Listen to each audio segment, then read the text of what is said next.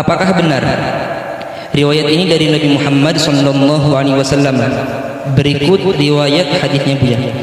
Sebuah hadis dalam kitab An-Nawadir halaman 194 karya Syekh Syihabuddin bin Salamah Al-Qulyubi, dari malaikat Jibril kepada Rasulullah SAW tentang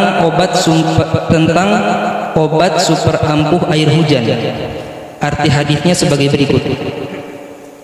Diriwayatkan bahwasanya Nabi Muhammad SAW bersabda di hadapan para sahabatnya, diajarkan kepadaku oleh malaikat Jibril tentang satu obat yang tidak memerlukan kepada obat yang lain dan tidak pula membutuhkan kepada para dokter. Kemudian sahut Sayyidina Abu Bakar, Sayyidina Umar, Sayyidina Utsman dan Sayyidina Ali radhiyallahu anhum bertanya, apa itu wahai Rasulullah? Sesungguhnya kami sangat membutuhkan obat itu. Kemudian Rasulullah SAW berkata, ambillah secukupnya dari air hujan, lalu bacakanlah surat Al-Fatihah, surat Al-Ikhlas, surat Al-Falaq, An-Nas dan ayat kursi. Setiap masing-masing dibaca 70 kali dan diminum pada pagi dan petang selama 7 hari. Demi zat yang mengutuskanku dengan yang benar sebagai seorang nabi, kata Rasulullah, sesungguhnya malaikat Jibril telah menyatakan kepadaku, barang siapa yang meminum air ini, niscaya Allah akan menghilangkan semua penyakit yang ada dalam tubuhnya dan menyembuhkan dari segala penyakit yang ada. Dan barang siapa yang memberi air itu untuk istrinya dan tidur bersama istrinya, niscaya istrinya akan hamil dengan izin Allah Subhanahu wa taala. Dan air tersebut juga dapat menyembuhkan 2 mata yang sakit, menghilangkan penyakit sihir dan menghilangkan dahak dan menghilangkan sakit dada, sakit gigi, pencernaan, sembelit dan kencing yang tidak lancar. Dan juga tidak dibutuhkan kepada membekam, serta masih banyak faedah-faedah yang lain yang tidak terhingga kecuali Allah Subhanahu wa taala. Baik. Ini riwayat Rasul. Ada teks hadisnya?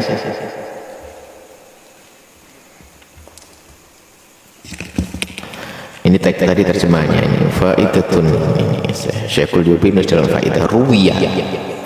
Diriwayatkan annahu sallallahu alaihi wasallam qala 'allamani Jibrilu dawa'an la ahtaju ma'ahu ila dawa'in wa la tabibin. Kata Nabi, Jibril mengajariku satu obat yang luar biasa sampai nggak perlu lagi kita kepada dokter atau obat yang lain. Oh, diceritakan apa ini? Ini pernah, ini sudah hanya sekarang saja muncul lagi karena ada kasus corona ini.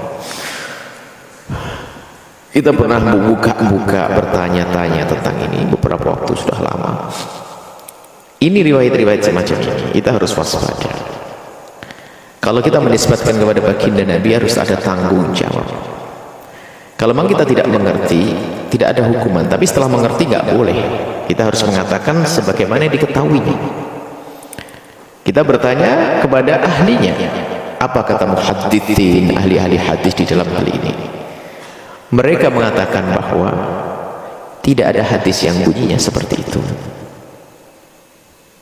Dengan bahasa santun mereka, la aslalah, sebagian mengatakan tidak aku ketemukan di Ummahatul, kitab-kitab di kitab-kitab Indo hadis, macam-macam dengan bahasa halus. Sebagian langsung tegas maudhu. Dalam hal semacam ini, khususnya para talibul ilm yang ngerti belajar hadis kecil apapun, yuk kita bertanya kepada ahlinya bagaimana riwayat yang semacam ini. Bahkan untuk menilai hadis, bukan kita mentasih hadis, mengatakan hadis maudhu, enggak, kita tanya kepada ahlinya, para ulama. Lu ini kan didukung Imam Qulyubi, dikatakan Imam Qulyubi mengatakan ruwiyah juga, diriwayatkan, tinggal kebenarannya kita cek. Jadi setelah kita tanya sana sini, kita minta petunjuk sana sini dari membaca sana sini tentang riwayat ini, enggak ada. Enggak diketemukan dalam kitab musnad, kitab sunan, kitab sahih, semuanya enggak ada. Jadi kitab-kitab hadis tidak ada. Ini sudah saja ada, tidak usah kita membawa riwayat-riwayat semacam ini. Cuman kalau amalan satu-satunya ada. Misalnya kalau baca Fatihah ini adalah untuk pengobatan, ada. Waktu sahabat Nabi itu masuk satu kampung, nggak boleh, ternyata setelah itu Imam Muslim meriwayatkan hadis ini. Setelah itu nggak bisa masuk, tahu ini di dalam sakit. Akhirnya dari dalam mengirim utusan, mungkin ada sahabat Nabi ini yang bisa mengobati. Ada satu orang, tahu-taunya sembuh. Setelah sembuh akhirnya dipanggil, disajikan makanan terima kasihnya ke kepala sukunya. Para sahabat Nabi hati-hati, kenapa kamu baca apa sih kok sampai bisa sembuh? Aku hanya baca Fatihah. Sahabat Nabi waspada, ini ngarang dari dulu atau gimana? Iya, ngarang, baca Fatihah aja gitu, sembuh. Disampaikan kepada Nabi, ma'alimta innaha ruqyah, itulah ruqyah, pengobatan dengan baca Al-Fatihah. Makanya kalau pengen sembuh Fatihah itu benar, jadi baca Fatihah benar. Hadisnya ini bukan hadis tadi allamani Jibril kata-kata, ini bukan begitu. Tapi kalau kita misalnya kita nyuruh, kalau pengen diberi kesempatan Allah, orang awam nggak usah pakai riwayat-riwayat, baca Fatihah. Nabi pernah disengat kala jengking, baca qul a'udzu falaq qul a'udzu binnas, sama baca ayat kursi, ada. Kalau begitu benar, satu-satu begitu. Atau langsung kasih amalan, baca qul huwallahu falaq binnas, ayat kursi, maka itu disayang. Tapi kalau kita menyusun an Jibril kata-kata, nah ini kalau tidak ada riwayatnya nggak boleh. Sama seandainya Anda membuat satu sholawat Nabi,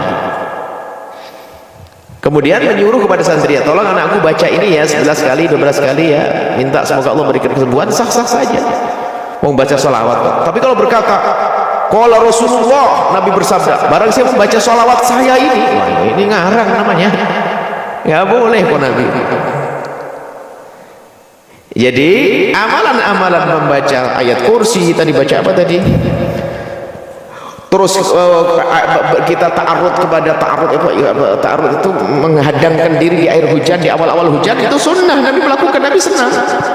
Jadi ada hujan, kita membuka tangan kita, asalkan tidak sampai buka aurat, sunnah Nabi melakukannya. Ini masalah air hujan ada dalilnya ini, masalah ayat kursi ada dalilnya, qul huwallahu ahad ada dalilnya. Tapi kan dalilnya macam-macam, sehingga kalau kita mengatakan amalkan ini selesai. Tapi kalau sudah mengatakan direntet dalam bentuk kayak qala Rasulullah kayak begini panjang begini, para ulama hadis mengatakan nggak ada di sini, nggak ada riwayat semacam ini. Nah ini mohon bagi siapapun yang biasa mengamalkannya, ya amalkan yang sudah jelas. Misalnya di kitab yang Anda sudah akrab dengannya, dalam kitab Riyadhus Shalihin sudah ada azkarnya, azkar Imam Nawawi sudah ada zikir-zikir situ, amalan-amalan yang jelas. Ini kan di kitab, ada kitab biarpun ditulis oleh ulama, disebut dalam kitabnya, tidak semua yang dihadirkan para ulama dalam kitabnya itu adalah hadis yang sahih. Orang yang datang yang setelahnya itu nanti yang menjelaskan, ada hadis yang palsu, hadis yang tidak baik, hadis yang lemah, dhaif, bahkan ada yang palsu, itu yang datang orang yang setelahnya. Nah setelah lagi orang yang setelahnya menjelaskan, ya sudah, kita tidak usah mengamalkannya, amalkan jelas. Seperti yang selama ini kita baca setiap selesai acara, dalam masa ada musibah ini, ada karb ini, baca la ilaha illallah al-azimul halim, la ilaha illallah rabbul arsyil azim, la ilaha illallah rabbus samawati wa rabbul ardi wa rabbul arsyil karim. Lalu doanya Nabi Muhammad, Allahumma inni a'udzubika minal barasi wal jununi wal judami wa min sa'il asqami. Ada doa-doa semacam itu, baca itu semuanya. Mohon ini tidak akan menjadi khilaf di masyarakat. Yang kami sampaikan adalah apa yang kami baca. Jangan seperti beberapa waktu yang lalu ada permasalahan kami sampaikan, lalu ada orang mengirim dalil, ini Buya telah berbeda, ini dalilnya. Saya buka, itu bukan dalil, itu kitab mawaid, kitab cerita menyebutkan bukan dalil. Kalau dalil itu bukan begitu, dan saya tidak berdalil, saya bukan mujtahid. Kalau Anda ingin datangkan menjelaskan dalil, langsung yang jelas itu hanya perkataan ulama.